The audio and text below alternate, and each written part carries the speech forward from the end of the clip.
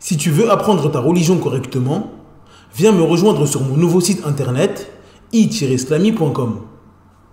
Croyances, langue arabe, jurisprudence, tajwid, tafsir, sciences du hadith, comportement et exhortation. Tout cela dans une seule et même formation. Tu pourras apprendre les bases de ta religion avec des vidéos simples et détaillées. Pour plus de détails, rendez-vous sur i-islami.com. Bonne vidéo. Assalamu alaikum wa rahmatullahi wa barakatuh. Dans cette nouvelle vidéo, nous allons définir ensemble le témoignage dans le mariage. Al-ishhad fi zawaj. Nous diviserons cette vidéo en trois parties. La première partie sera consacrée à la définition du mot témoin dans la langue arabe. Dans la deuxième partie, nous verrons ce qui est voulu par le témoignage dans le chapitre du mariage.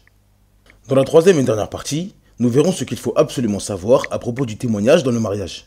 Nous y verrons entre autres le jugement religieux du témoignage dans le mariage, les conditions qu'il faut pour devenir le témoin d'un mariage, ou encore la différence entre le témoignage dans le mariage et l'annonce du mariage. Sans perdre plus de temps, on passe à l'explication.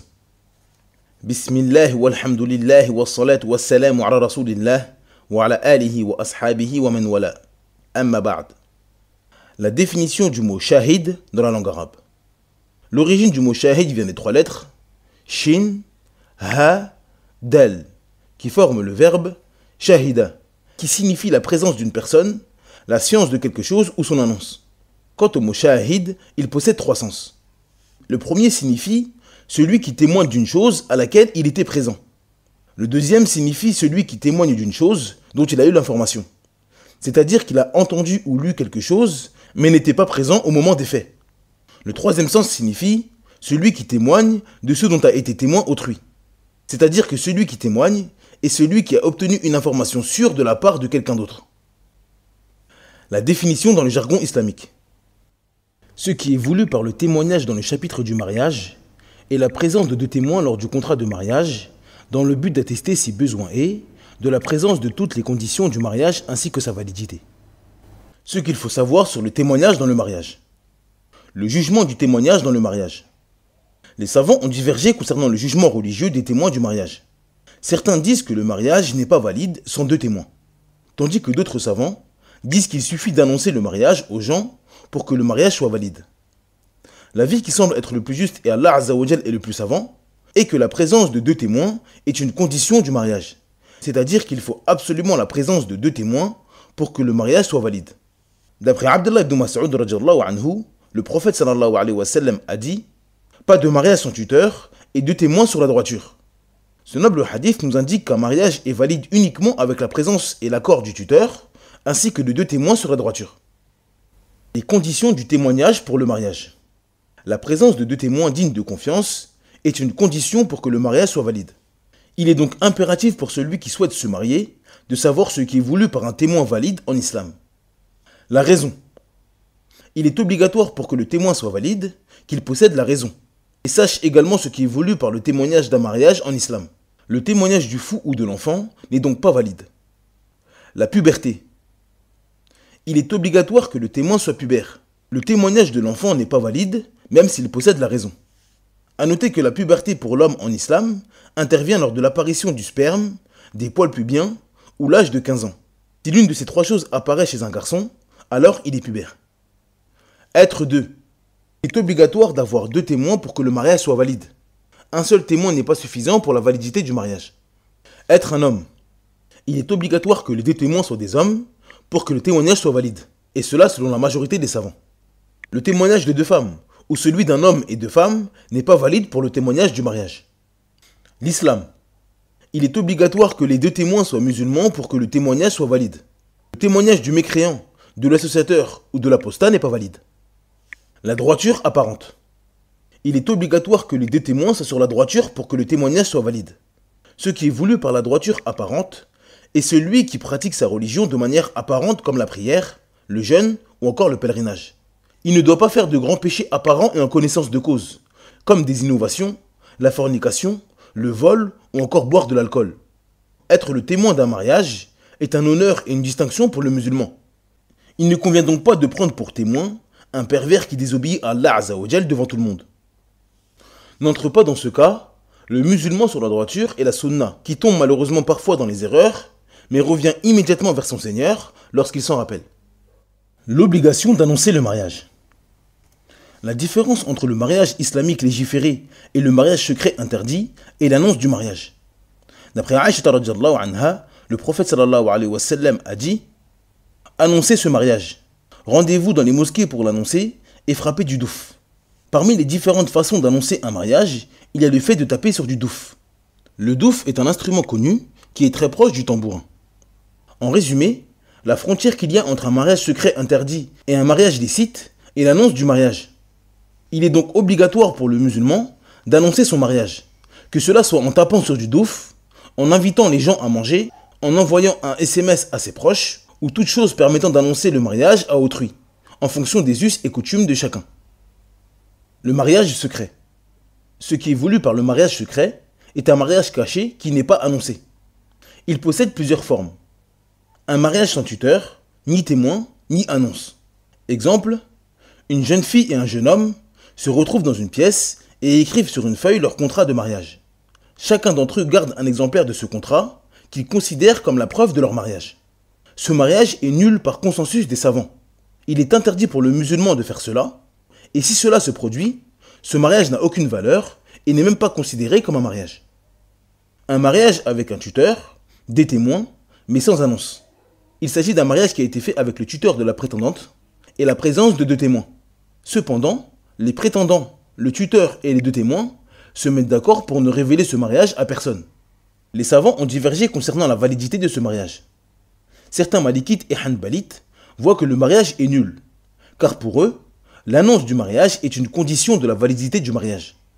Selon la majorité des savants, ce mariage n'est pas nul, et c'est l'avis qui semble être le plus juste, et Allah Azza wa Jal est le plus savant. Cependant, il ne convient pas aux musulmans d'avoir recours à ce genre de pratique. Comme nous l'avons dit précédemment, ne pas annoncer le mariage est une chose interdite en islam. L'origine dans le mariage est l'annonce et la propagation de la nouvelle.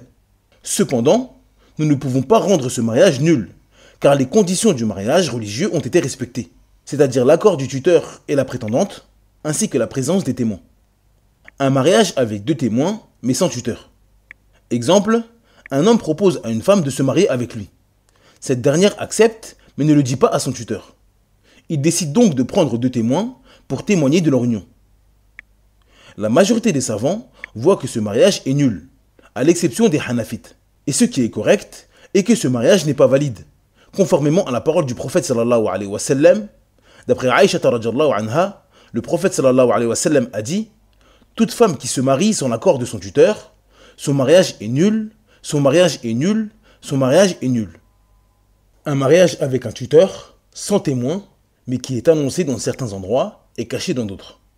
Exemple, un homme vit au Maroc et souhaite se marier avec une sœur qui vit en France.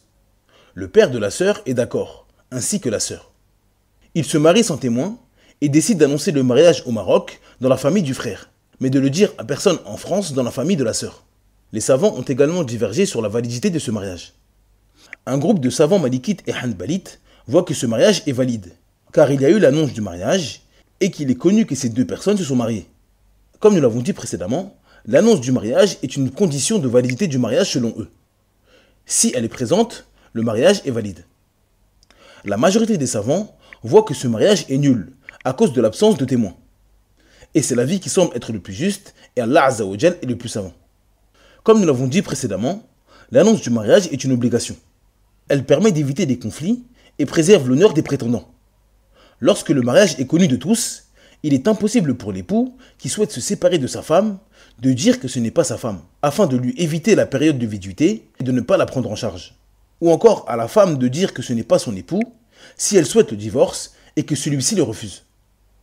En résumé, il faut bien faire la différence entre une condition dans le mariage et une obligation dans le mariage. S'il manque une condition, le mariage est nul, alors que s'il manque une obligation, le mariage est valide, même si les prétendants auront commis un péché. L'avis qui semble être le plus juste, et Allah Azza wa Jal est le plus savant, est que la présence des 2 témoins est une condition pour le mariage, tandis que l'annonce du mariage est une obligation. Le témoignage du divorce et la reprise du mariage. Les savants ont divergé concernant la prise de 2 témoins pour le divorce et la reprise du mariage. L'avis qui semble être le plus juste est que cela est une obligation.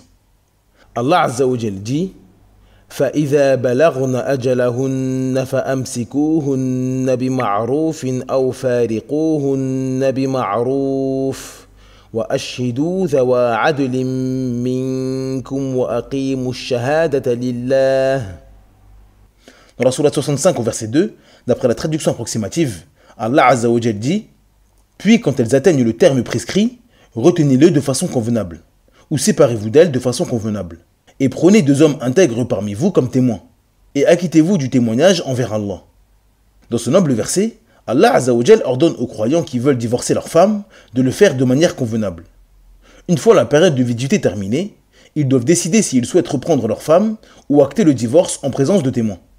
Cela pour éviter que des conflits interviennent par la suite avec un époux qui prétend qu'il n'a pas divorcé sa femme ou une épouse qui jure que son mari l'a divorcée. L'imam Ibn Kathir rahimahullah a dit à propos de ce verset, Ibn Jurayj a dit, Ata avait l'habitude de dire concernant le verset, et prenez 2 hommes intègres parmi vous comme témoins, il n'est pas permis dans le mariage, dans le divorce et la reprise du mariage, de ne pas avoir de témoins, comme nous l'a enjoint Allah le Très-Haut, sauf avec une excuse valable. Fin de citation. A noter que celui qui divorce ou reprend le mariage avec sa femme sans témoin aura commis un péché. Cependant, le divorce et la reprise du mariage sont effectifs, car la présence de témoins est une obligation dans le divorce et la reprise du mariage, et non une condition de validité, contrairement aux témoins pour le mariage. Cette vidéo est maintenant terminée, merci de l'avoir visionnée jusqu'à la fin. Pour télécharger gratuitement le PDF de cette explication, je vous invite à vous rendre sur le site i-islami.com. N'oubliez pas de vous abonner à la chaîne et d'activer la cloche de notification. Cela permettra de toucher un plus grand nombre de personnes, Inch'Allah Azza wa Jal. En attendant, je vous dis Assalamu alaikum wa rahmatullahi wa barakatuh. Subhanaka Allahumma bihamdik, ashhadu an la ilaha illa ant, astaghfiruka wa atubu ilayk.